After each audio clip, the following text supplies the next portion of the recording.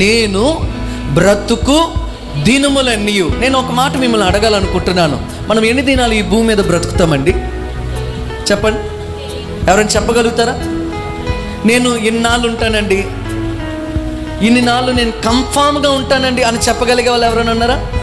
బహుశా అలాంటి చెప్పగలిగే మనుషులు ఎవరు లేరు. చాలామంది జ్యోతిష్కులైనా, చాలామంది బయట వ్యక్తులైనా ప్రిడిక్ట్ చేసి చెప్పొచ్చేమో కానీ, బట్ ఆ టైం వరకు మనం ఉండడం అనేది అసాధ్యం, అసంభవం.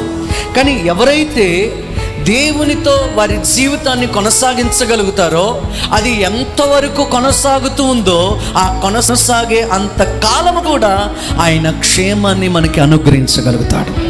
రెండు చేతులు ఏమడుగుతున్నాడంటే కృప, క్షేమాలు. ఏమడుగుతున్నాడండి?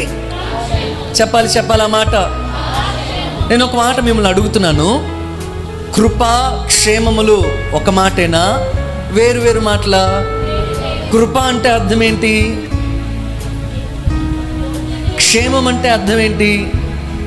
చాలా సందర్భాల్లో దీన్ని వాగ్దానంగా చదివేమే కానీ అసలు ఈ మాటల వెనకాల ఉన్న ఉద్దేశం ఏంటో ఏ రోజైనా మనం అర్థం చేసుకున్నామా?